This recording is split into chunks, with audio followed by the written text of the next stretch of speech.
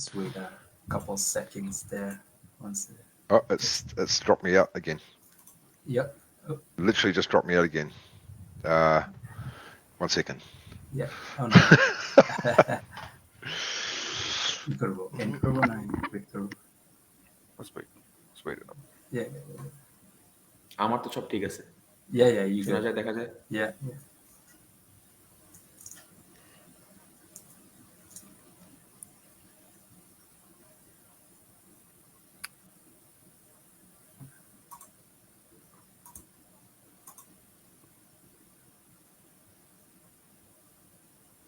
I can let ছোটখাটো, I guess you can just say that.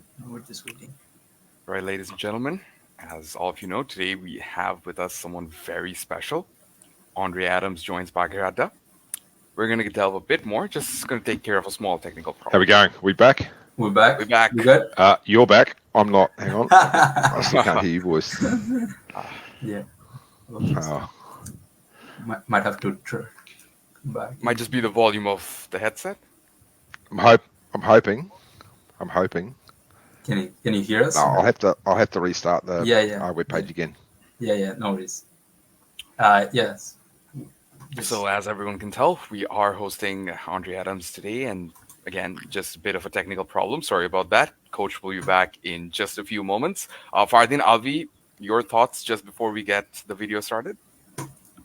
Yeah, obviously this is an amazing opportunity for us to host Bangladesh bowling coach. You good? You good? An IT expert, obviously, at the same time. We've had our fair share of funny moments with the technical difficulties going on, but obviously this is it's a privilege to have Bangladesh bowling coach Andre Adams with us. So yeah, we'll just dive deep into it today. All good, Coach. You can hear us now. Yeah, I can hear you. Okay, it just all of a sudden beeps and then I can't hear you. You guys can still hear me, so I don't know what the problem is. But if it happens again, I'll start crying.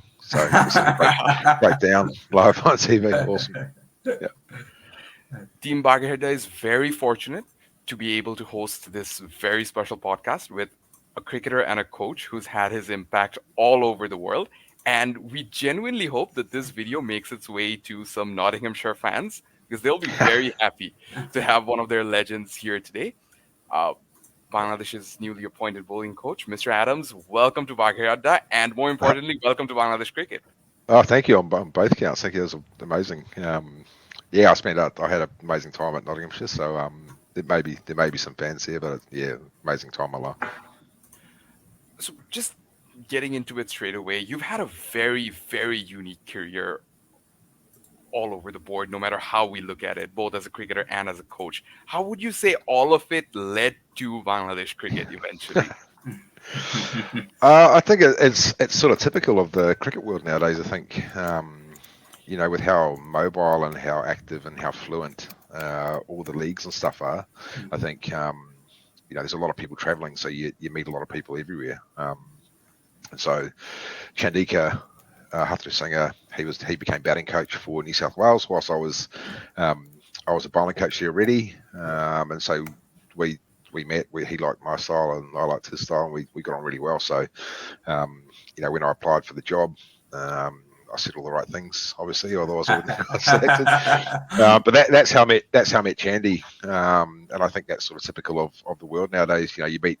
Every opportunity comes from either knowing someone or hopefully being good enough at the same time. But mostly with sports, head coaches, there's a lot of people end up working together who worked previously. So that's just typical of the world of sport today.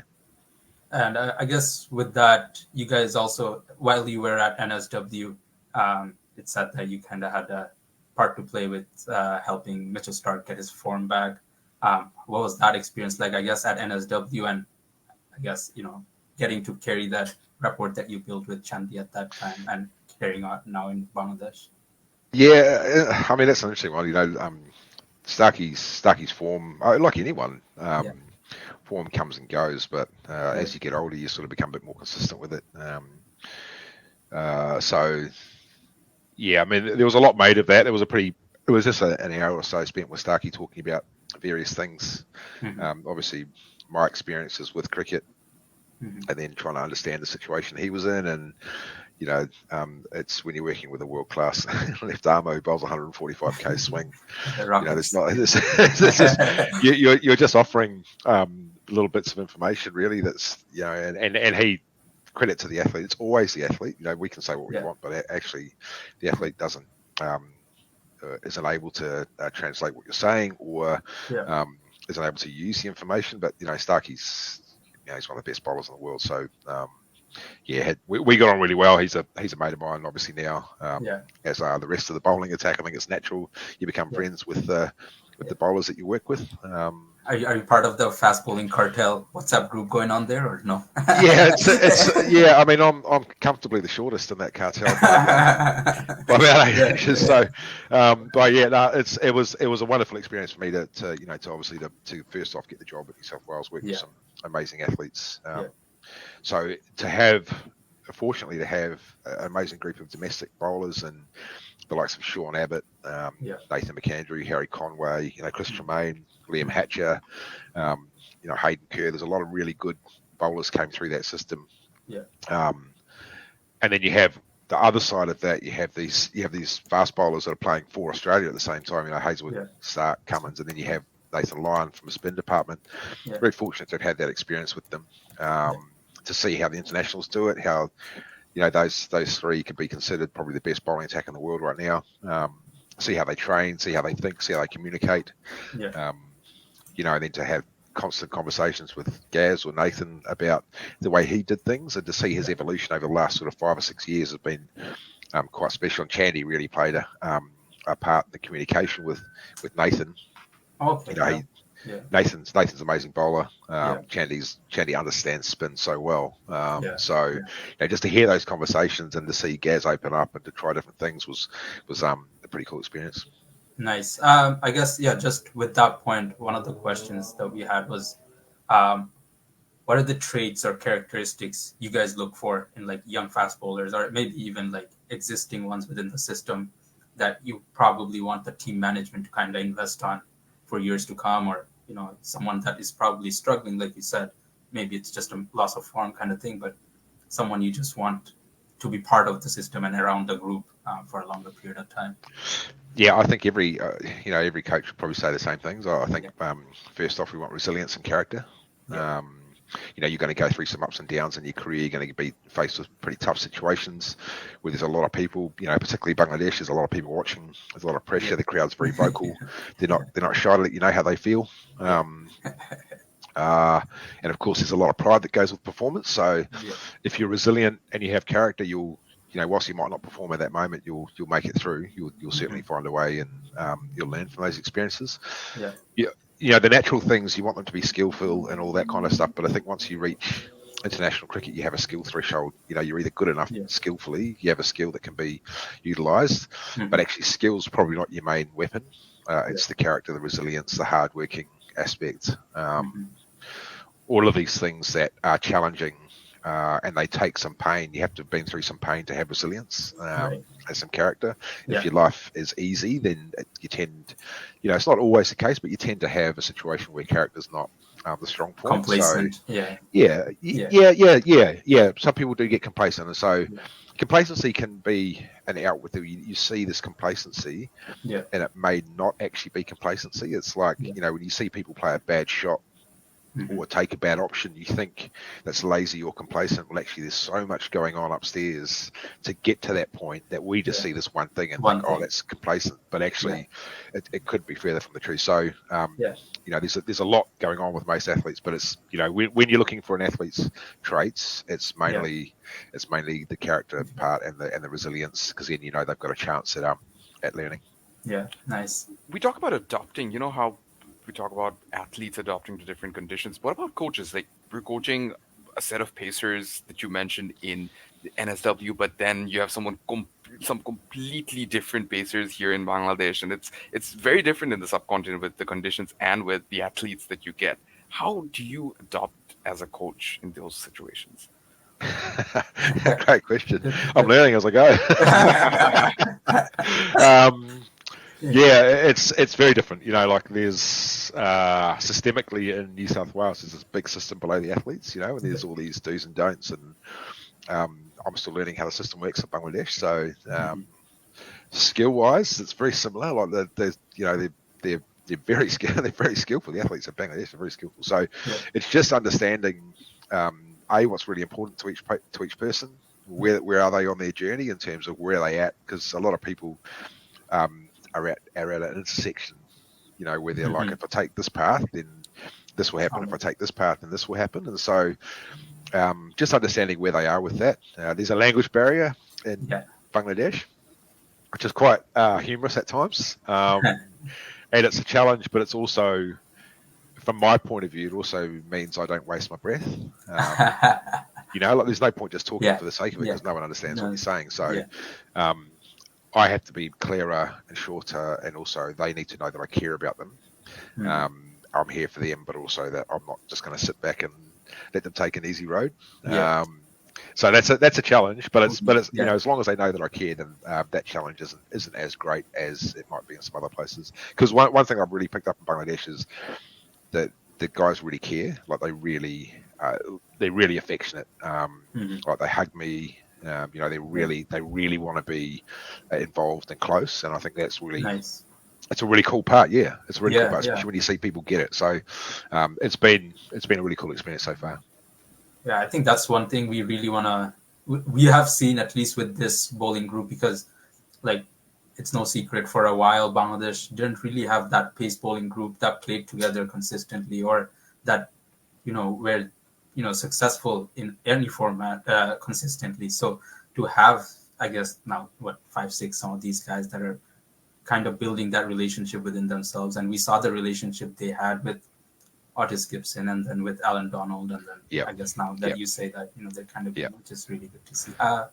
We'll, I guess, pull back a little. We'll go into your time at Knots, 334 wickets at 24 apiece in first class. Mick Nowell said that you are the best they have seen at the club since Sir Richard Hadley and Franklin Stephenson.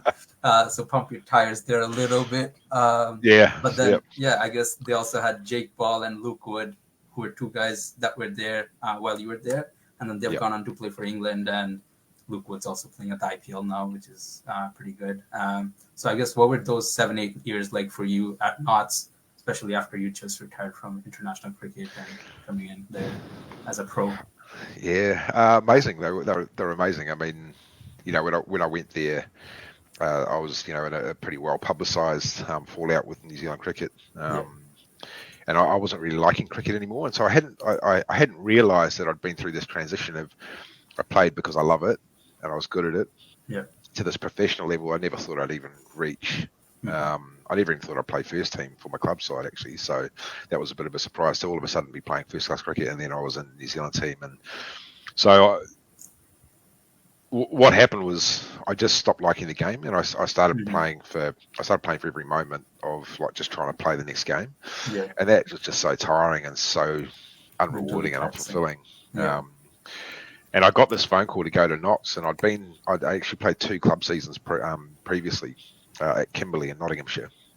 So I had history in Nottinghamshire, and I loved it. I absolutely loved my club time there at Kimberley. I had some great mates there. So when the phone call came to go to Knots, it was a pretty resounding yes. And then I basically fell back in love with the game.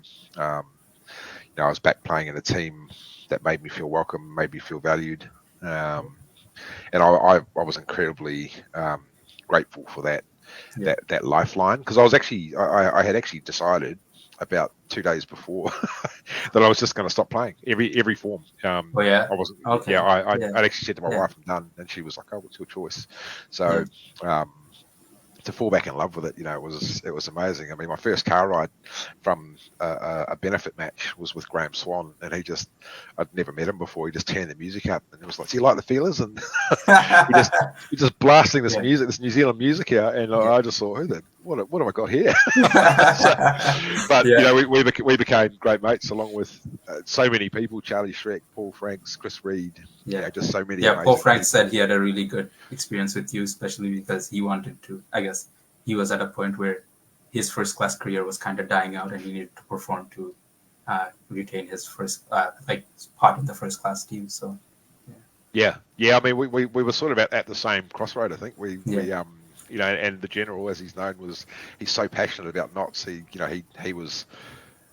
I really wanted to play because I felt grateful for the opportunity. So I really wanted to prove that I was worth the choice, and then I wanted to keep repaying that faith, and I wanted to keep the New Zealand or the Black Caps name alive at Trent Bridge, because obviously Sir Richard is the number one figure there from a New Zealand point of view, and I wanted to do that tradition proud, and also wanted to make sure that they would be keen to sign Kiwis in the future. And so that was, there was a lot going on there, but it was all made incredibly easy by the staff at Knots. Helen Toes, she's sort of in the background, but she makes all the players' life incredibly easy. But just to have that welcome and that feeling of you're wanted was really it was incredibly humbling. Nice. You spoke about the falling out with New Zealand cricket, but then to have the opportunity to go back as a coach. What was that experience like, and how would you say the two team environments differ from one another back when you played versus the one you get now? Oh man, I was actually talking to Jeff Crow the other night about it, because he was team manager. Not when I finished, but before that. And he was incredibly tough captain, tough man. There's some great stories about him. Players shaking in their boots, but. Wonderful person, and we were just reflecting. I think when you're young and you feel like, everything's a big deal when you're young. When you drop an ice cream when you're a kid, it falls on the ground. You cry for ages because it's a big deal. But as you grow up, you think, it wasn't such a big deal. So, what really happened was, I felt like I was a victim of some average coaching, and I chucked a sad about it. I've grown up now. I've got kids. The opportunity to reflect was quite cool, and you sort of smile and think, "What a baby!" But actually, and so that's a pretty cool. That's just the growing up phase of it. It is, and so you have to grow up at some stage, and that's part of the coaching lesson as well. As you have to be able to move past what you think you were into where you want to be, and you also need to allow people to. Do that as well. You can't always keep someone in the same box you hold them in because it suits your narrative. And so I think we've both done that, myself and New Zealand Cricket. New Zealand Cricket have done an amazing job with the Black Caps. You look at that side, they all play for each other. They're all so incredibly gifted. And there's some hard-working people in there that really care about the Black Caps. So I think we had a similar thing when I was in the team at certain times. I'm not saying when I was in the team, I mean in my experience in the team at certain times. I thought the 2001, 2002 series with Australia was really coming of age for the Black Caps, when the boys turned it on and stepped up in that test series and almost won in Perth, and nearly won at Melbourne, and you had Glenn McGrath bowling almost wides to try and stop Macca smacking him out of the ground. So that was a moment when we realised we'd compete, but we had Dion Nash and Chris Cairns and Lee Vincent had just come on the scene, and Sugar Shane Bond had started bowling rockets, and Nathan Astle, Adam Perori. So we had Dan Vittori. So we had this amazing group of cricketers who were quite good, but I think this new group have taken it one step further, and they look after each other. They're very connected, and I think the main difference between the two teams is this team is more connected and probably more Black Caps based than individuals based. And it's an incredibly proud thing to witness, to see them go into ICC finals and World Cup finals, and then to win the ICC Test Championship. That was that's about as proud as you can be as an especially after what happened 2019.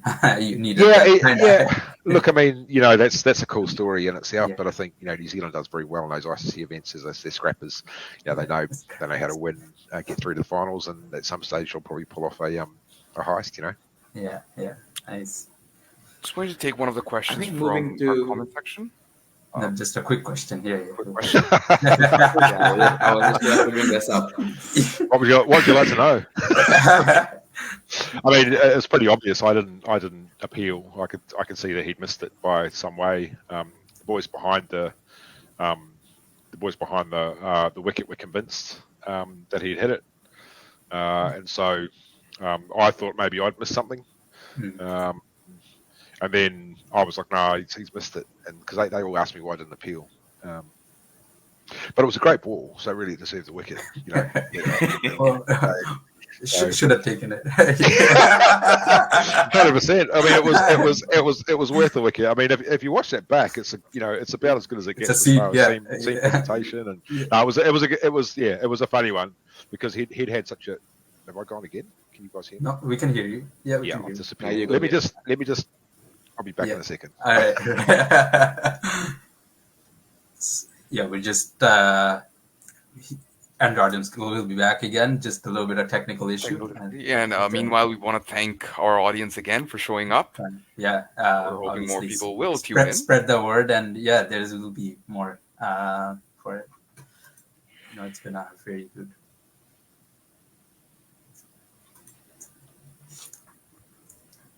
I think. Yeah, we'll just wait for him to get back on. Boys, I guess, yeah, what's your experience been like talking to Andre Adams till now? It's been a pretty candid chat, I would say. Our boy Alvi hasn't been able to speak yet. Let him take this one. Yeah. No, I think it sort of gives you a lot of insight into what goes on behind the scenes. Like you said, with the batsman, we sort of see just the shot they play. Yeah. We can assume what he's thinking when he plays the shot. And I think this sort of the example that he pulled of a batsman playing a rash shot sort of goes back to the first test of what most of us had to say about somebody. Yeah. So then I think what he's trying to say is basically for batsmen, and I think Fardin Kibri, I can speak for all of us, I guess. Yeah. It's less about the shot we play. It's more about what we anticipate is going to happen.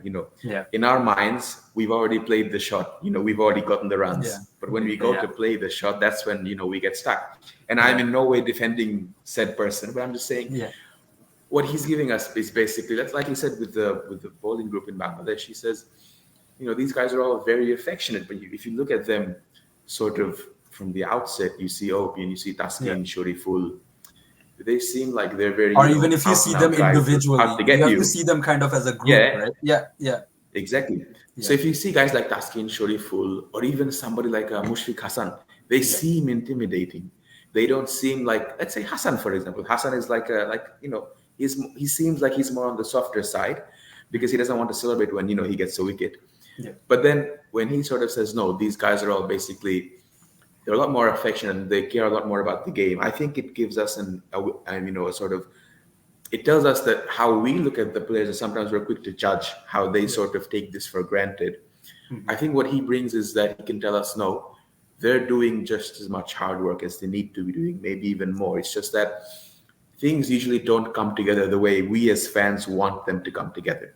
Yeah. So from our point of view, it's sort of, we are sort of, misunderstanding them, but it's also, there is no lack of effort. It's just how things seem as a visual. And I think as we dive deeper into the topics with him, I think that'll become more evident. Yeah, we got more Bangladesh cricket-related topics coming up. Yeah, exactly. Yeah, so because he's played international... We're really going to delve into the whole Bangladesh cricket thing very soon. We're just waiting for him to come back on. So, because he's played internationals and List A, and as well as coached, he can sort of look at it from both aspects, and he can give us the point of view from a player as well as a coach. Whereas for us, it's just one-way traffic. That's back.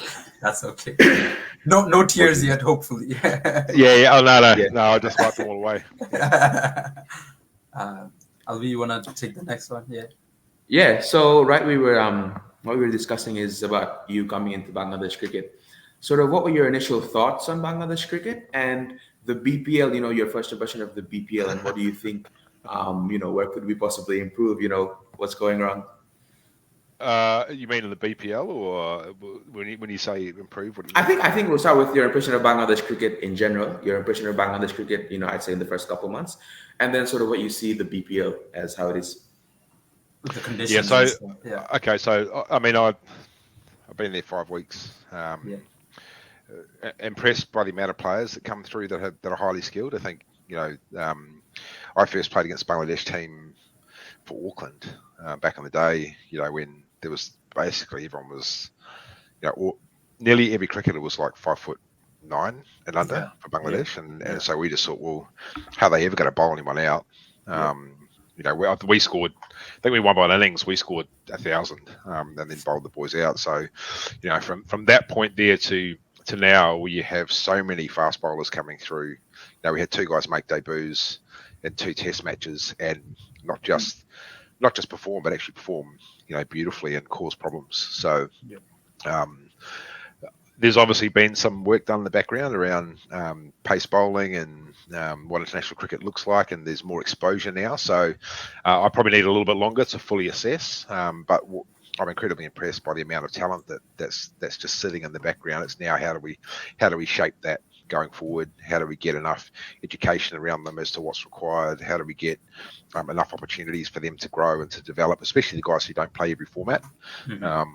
How do we build more Test cricketers if that's something that Bangladesh wants to be, really strong at? How do we build really strong foundation of Test cricketers and be very good at it? So, as far as the BPL goes, I only played one iteration of the tournament. I think it was the first one.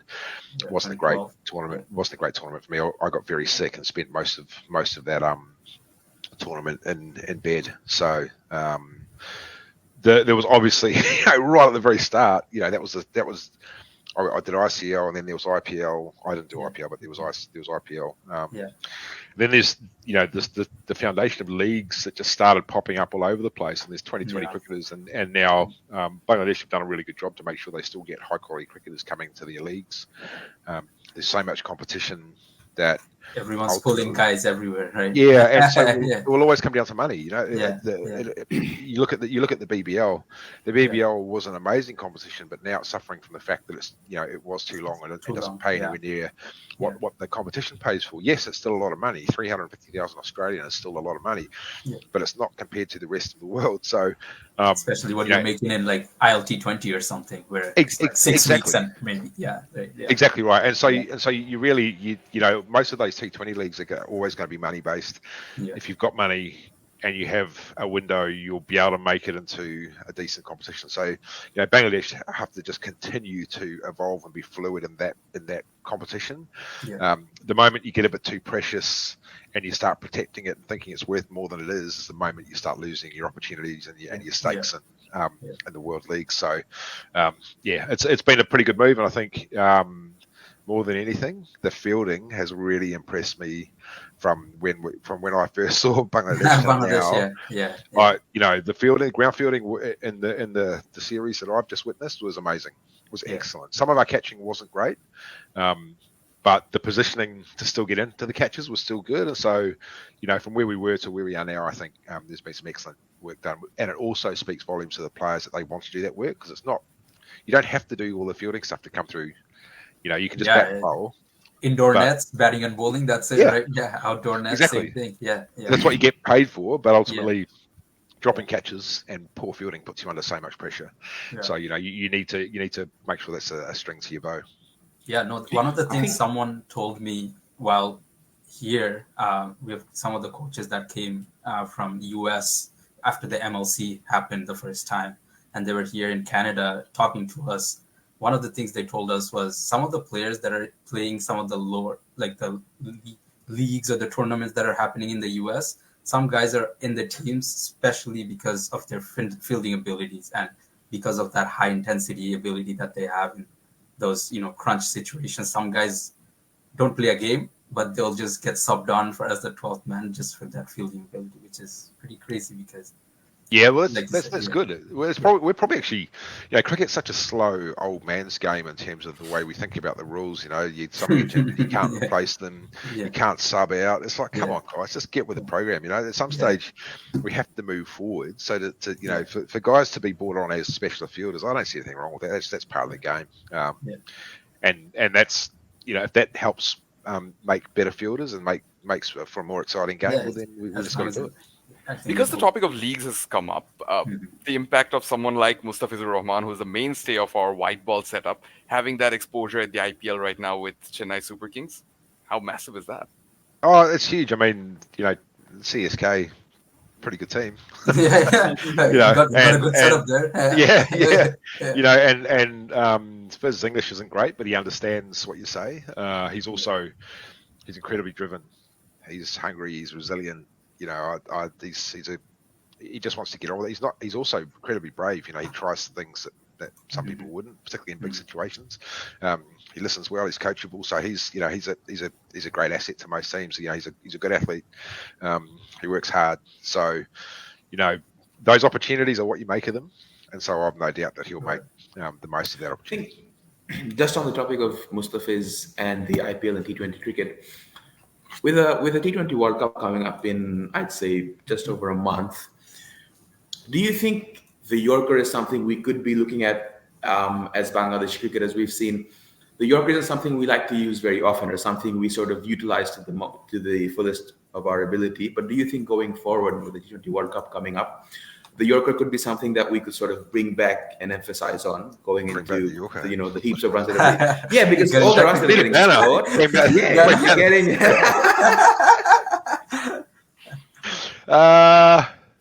Look at it's certainly not something that we're saying don't bowl.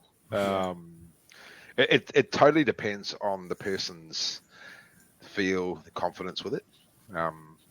The Yorker is an incredibly difficult ball to bowl if you're not confident. If you're thinking maybe I shouldn't, then you shouldn't, because it will. That margin of error is so small. Yeah, it's nothing. Like compared to how it was.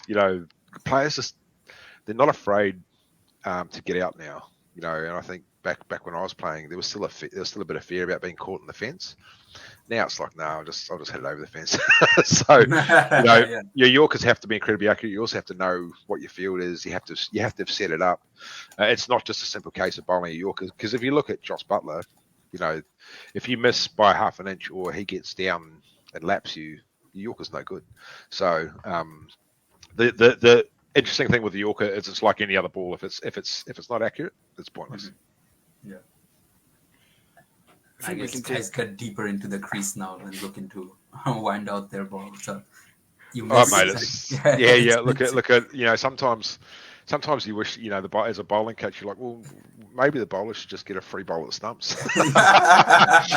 Free hits. I don't know. Bring back the ball out. I do think. Oh, the bowlers were hopeless, weren't they, man? I do think. Part of being a bowler in T20 cricket is embracing the fact that you're going to get pumped. That's why they invented the game. They didn't invent the game for it to be 6 and over. They invented it to be. I mean, look at what was that game the other day? 277 played 247. Yeah, and man, they had a 272 a week after too. You look at the '92 World Cup, which was exciting. It's like 180 playing 170. You're like you batted 50 overs for 170. Oh man. Let me just go and watch the grass grow or something. So that just shows you how the game's evolved. Yeah. It's going to take another quick question from the comments. So what Rinath Hawk asks here is basically the exposure of Shoaib Taskin and by extension other pacers in similar T20 leagues, given their workload management and everything. How beneficial could it be for them? Controversial topic. Controversial topic. I think as a general rule, I like athletes getting exposure to every situation. The problem is, of course, you have to manage them. Particularly fast bowlers. Fast bowlers have to be managed. Doesn't matter where you go around the world. Look at Mitchell Starc. He's only just started playing IPL. Because his main focus was Test cricket. So, I'm sure every bowler would love to play IPL until they have to bowl to, Dhoni when he's going, or playing in front of 100,000 and going 15 and over. So, it doesn't matter where it is. I think exposure where we can to different situations is something we'll always be talking about, something we'll always be trying to manage. Yeah. The main thing is workload. You really can't afford to have a bowler disappear and get injured in a league when you've got a World Cup or a big series coming up, just for the sake of that exposure. So it's a management scenario, and I unfortunately I don't have the exact numbers of where they are to be doing that right now. But what I do know about fast bowling is fast bowlers are valuable. Yeah, if you lose an important fast bowler out of your team through a stress fracture, it's not 6 weeks; it's more like 6 months. So we have to be careful. Have you had any interactions with Ibadat Hussain since your time or since you came in? Because he's, I guess, going through the rehab now Yeah, about coming back? 5 minutes in the change room. He came in and got some. He came in and was seeing Fizz. Obviously, Yeah. sorry, I say Fizz. I mean the physio to get some treatment on his knee. So it'll be cool to have him back. He's obviously an experienced leader, Yeah. a great performer. You know, he'd be. So it's going to take him Passionate, time. super It's going to take him passionate. time. Yeah, Yeah. absolutely. You know, Yeah. and it's cool. He just came in with a big smile on his face, and then I saw the scar on his knee, and I was like, wow, that's impressive. So I think, you know, fast bowling is something that takes a long time to come back to being at your best. You don't just stop bowling and then come back after a major injury and all of a sudden expect it to feel the same. It doesn't happen. It takes a lot of time to get those guys back up. So, you know, there'll be a plan around Aberdot, and we'll make sure that, you know, we're helping him where we can. But, you know, it'll be great for everyone to have him back involved because leadership's something that every team needs, and he's an actual leader. Yeah. In the recent series, we've had pitches in Sylhet and Chattogram being conducive to pacers. What do you make of that? And I guess, how do you keep reiterating that and having our bowlers find pitches that are conducive, even like in our domestic structure, so that, you know, we still keep finding these pacers that come through to our international setup? And I guess, what do you make of the pitches that we had in the recent series? I'll answer that one first. I thought the Sylhet wicket was excellent. I think you know, different conditions down in Dhaka, but sorry, Chittagong. Chittagong. Yeah, Sorry, Chittagong. I'm getting confused with Yeah, the word. Chittagong. Different conditions there, slightly slower, slightly lower. But you know, up in Sylhet with the pace and bounce, I think that's a, you know, in a place like Bangladesh where you have the opportunity to produce different surfaces, I think you want to know what your main strength is, and you want to try and apply that at all times.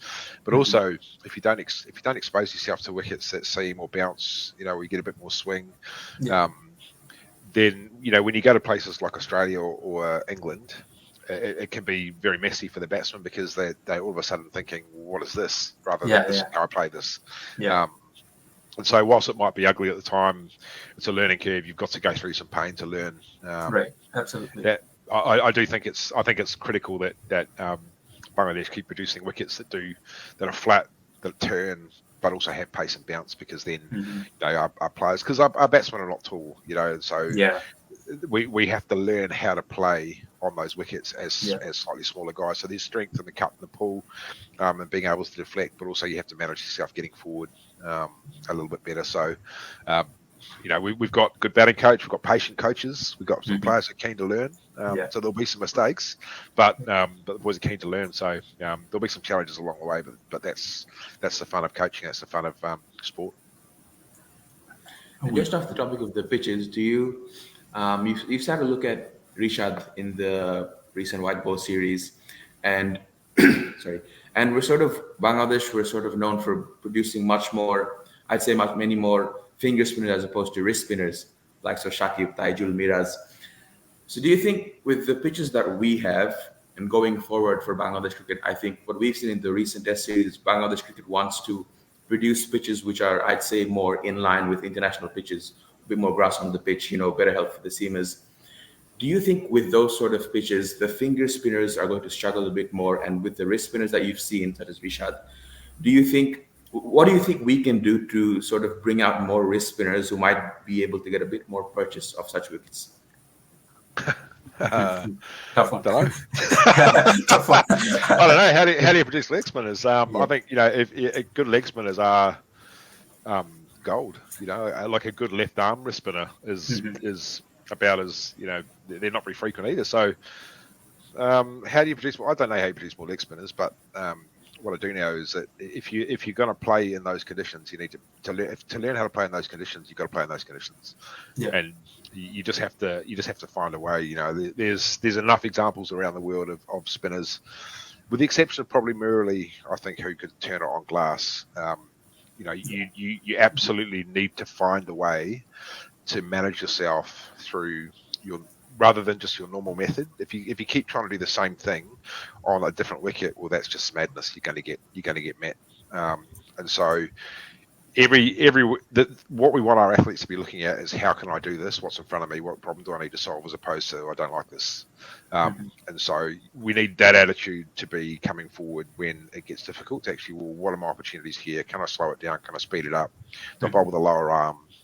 Do I bowl slightly flatter? Do I bowl further outside off stump? All of these things that change because every bat is different, of course. But we want them to be thinking about problem solving as opposed to I don't like this, and that's a natural thought process. When you face something that you don't like, you still have to solve the problem, right? It's like if you walk across the road, not Bangladesh because everyone stops for you, but if you walk across the road in any other part of the world, and there's a car coming, you've got two choices. You can stand there and go, oh no, or you can solve the problem, right? And so you naturally need to find your fastest method of solving that problem.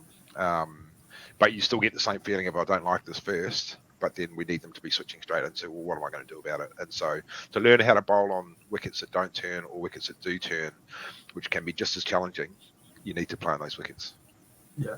I guess when you guys train now, from now till the T20 World Cup coming in, I guess guys have like a month of break before the next T20I series starts. So I guess what do you expect from the bowlers to be doing at this time?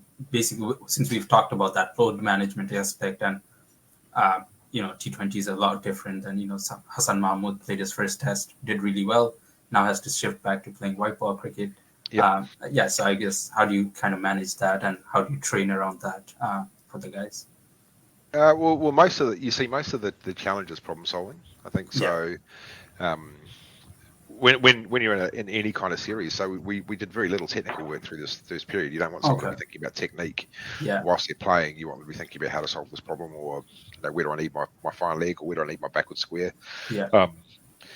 And so it's just a constant learning scenario. So you're asking people to, the main question with a bowler is, what are you seeing that's telling you this is the best option?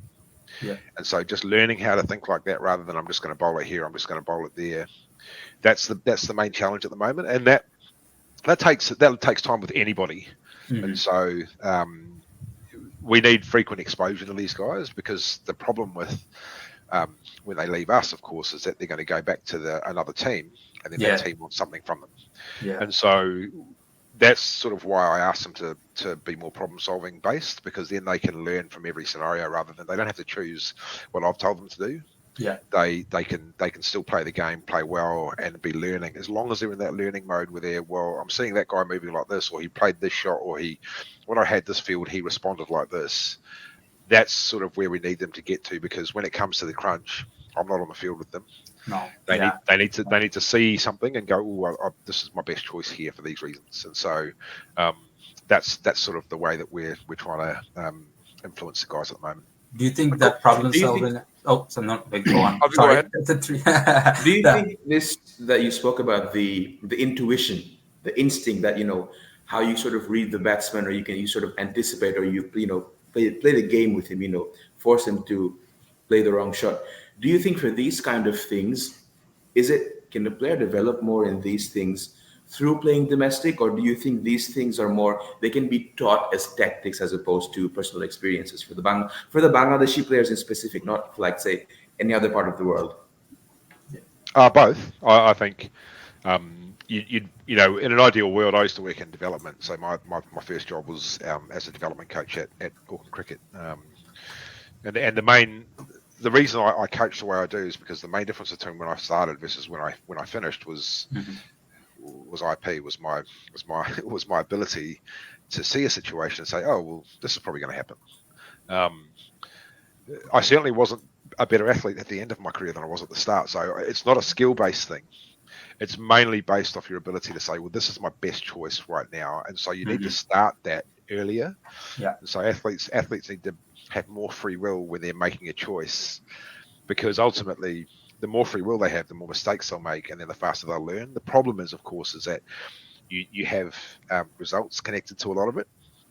So how do you, the best thing is like, how can you find a system where you have a situation where the players make decisions through development space? They make a decision and then they're assessed on how they make the decision and why they made that decision, as opposed to was it right or was it wrong? Because ultimately, there's many choices for each situation, and my choice will be different to your choice. Exactly.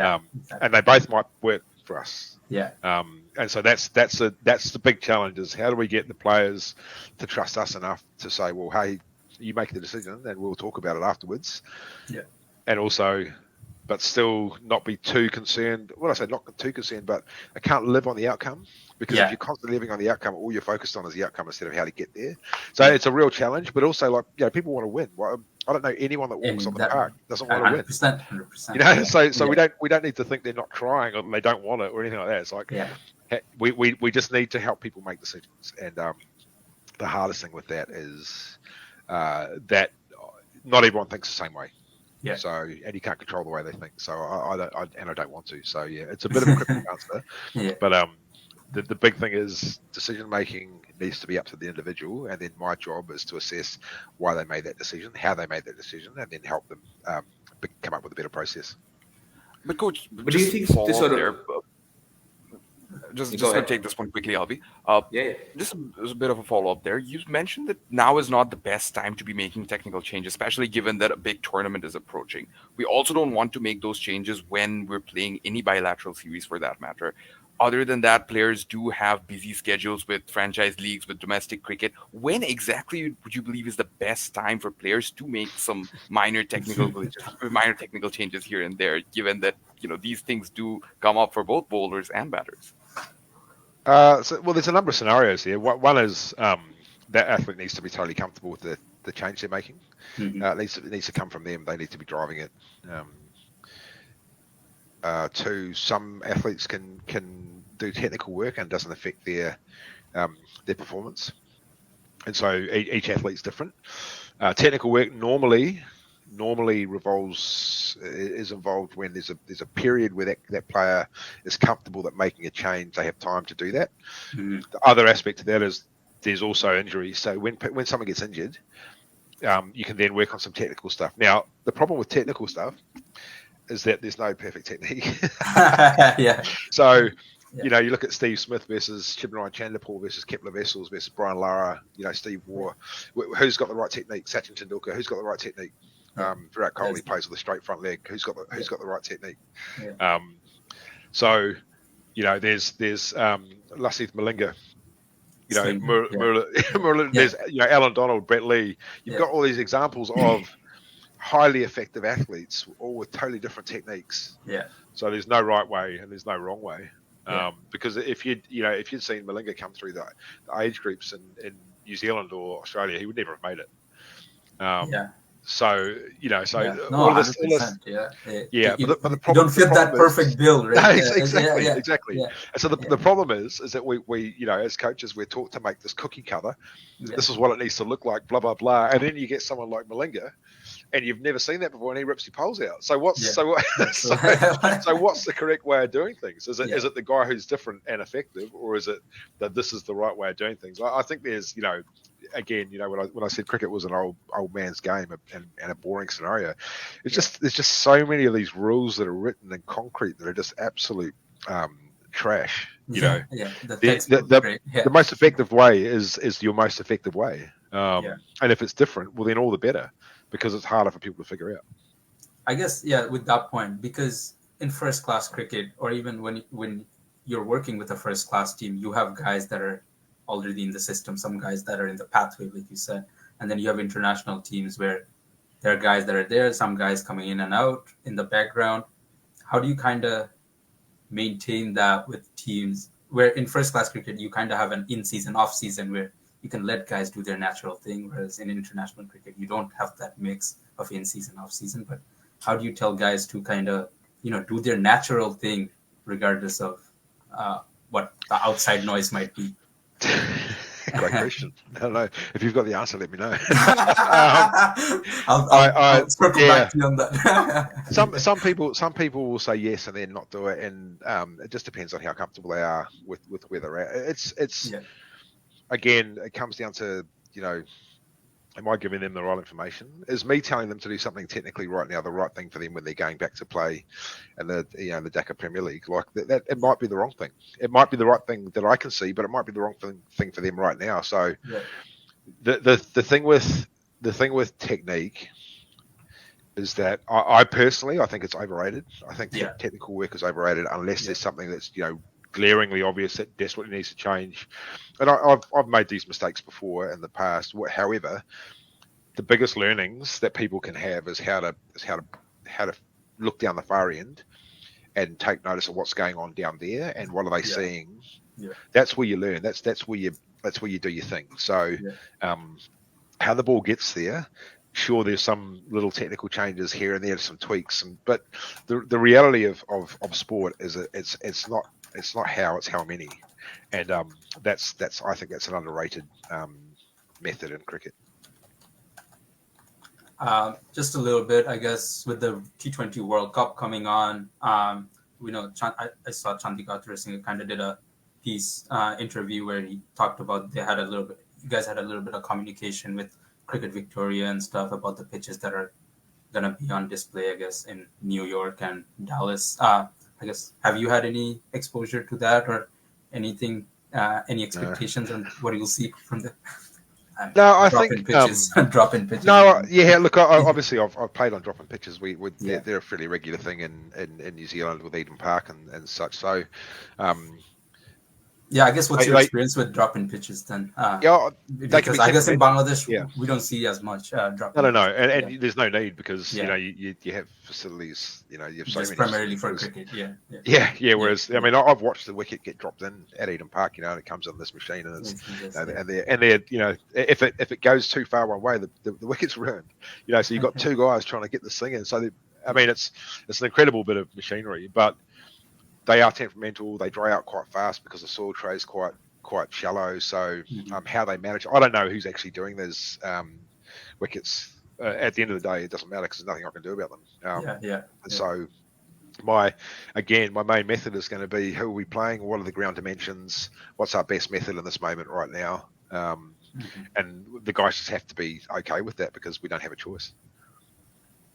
It'll be an interesting one because it'll be bleachers and smaller boundaries and yeah, It'll be cool, man. I it'll think be because we like had that similar experience with the GT20 here in Canada, right? yeah, Where we yeah, kind of have the bleachers and stuff, and yeah. yeah, I mean, Well, I think it's different. what's the fun in going into the same environment all around the world? Timing, yeah, yeah, Like yeah, yeah, you look at Lords is amazing, and then you've got the yeah. SCG, which is amazing, and then you go down to Tasmania, it's completely different, and then some small grounds in New Zealand, you've got Eden Park, it's a Yeah, rugby ground, man. yeah, It's like yeah, a yeah, rectangle. yeah. It's It's just, like a and then they little. have to put the square Yeah, around like that. that's Yeah, right. You can yeah, sneeze it over the top for six. It's like, oh, was it that bad a ball? And then you've got, I mean, we've got another ground in New Zealand called Pukakura Park, and that yeah, is, it's the same thing except it's tiny square. And so all of these little grounds have their little quirks which challenge you to be in the moment rather than this is how I bowl.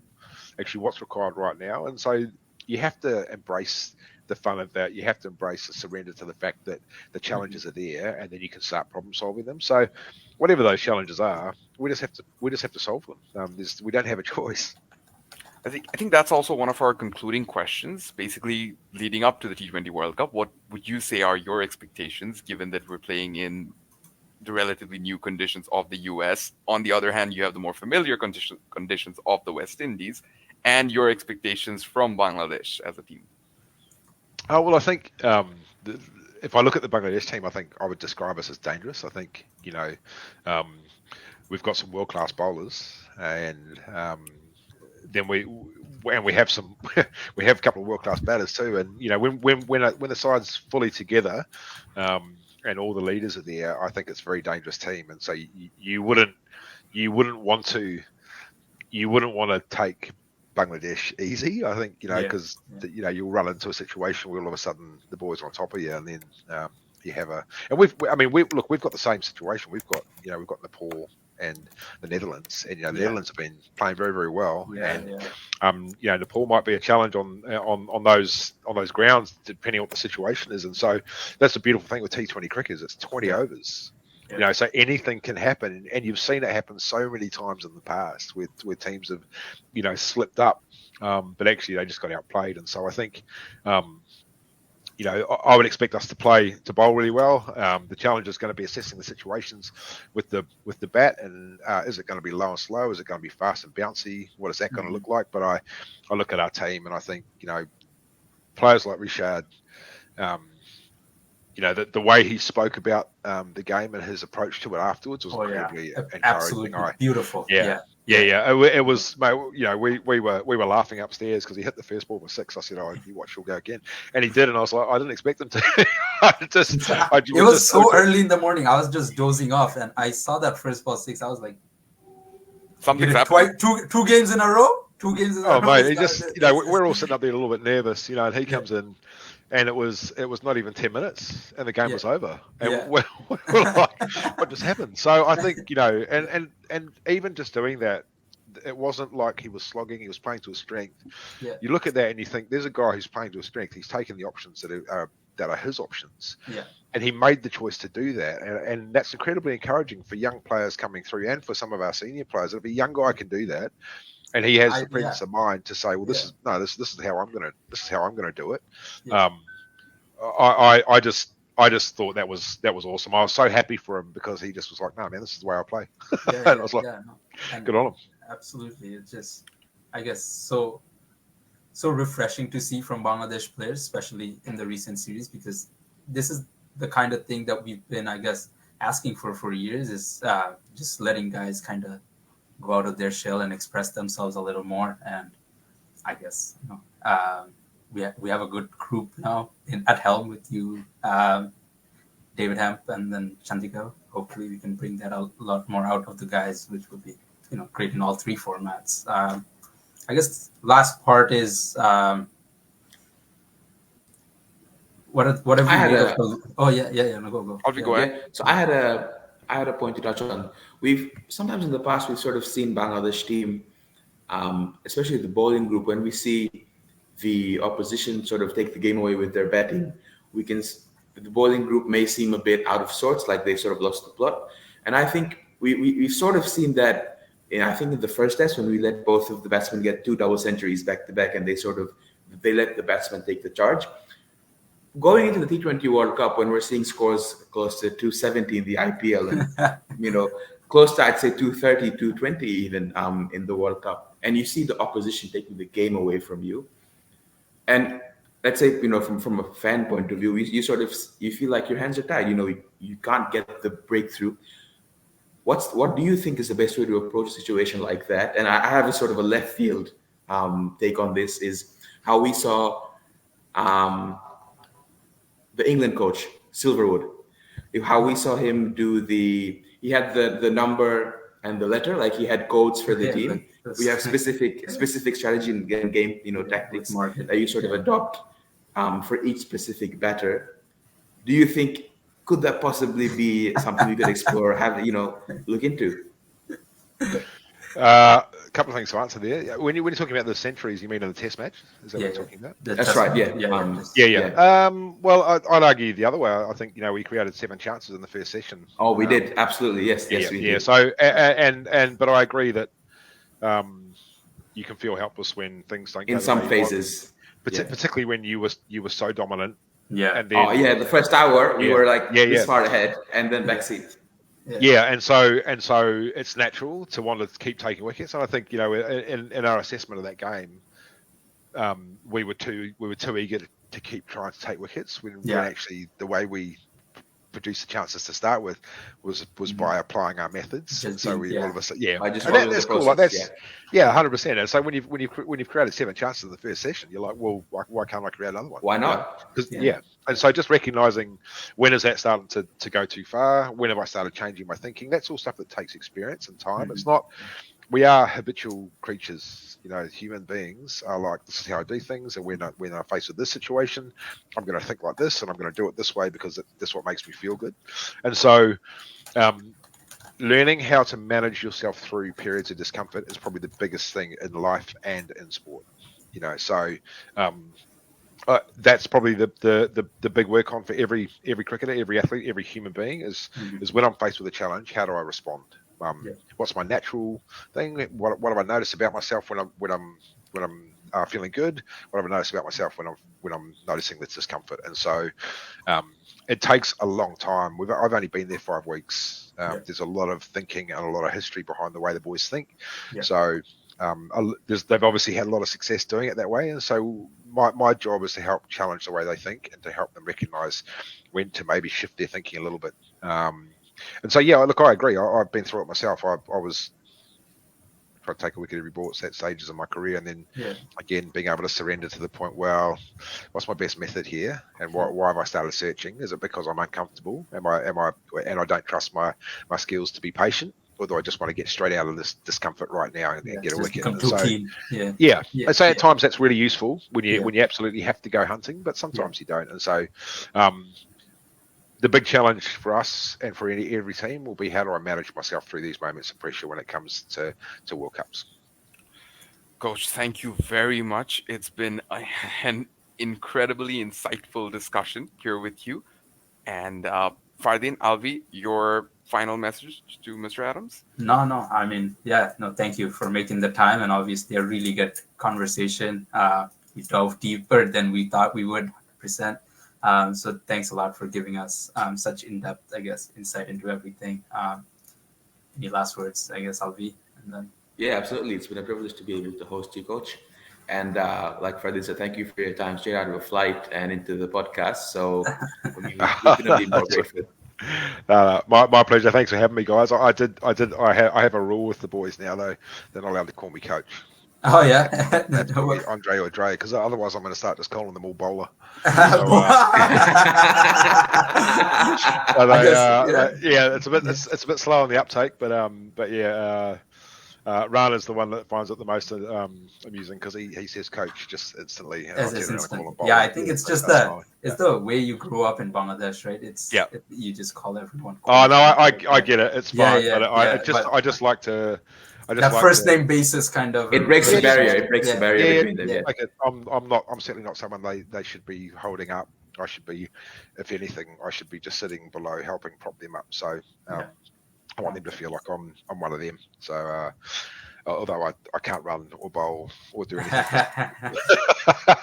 Any chances we can see you listed as a sub for any test? Oh, I tell you what, if that's the case, we are in deep trouble. No, thanks a lot. And to our fans, obviously anyone who's watched along, thank you a lot, everyone, for giving your inputs in the comments and asking any questions on the fly. And obviously the man himself did justice to the answers. But anything else, you guys, I guess, any last message from you? I stopped myself on coach. I'm loving the job. I'm loving the culture. It's a bit different. It's obviously very different to Australia where I live. So it's a cool experience, and everyone's been very welcoming. So it's cool. All right. And hopefully the fans in New York won't disappoint. They will turn up. Hopefully. I've never been to New York, so we've got tickets, so we'll be there. Oh, awesome. I know, that'd be cool.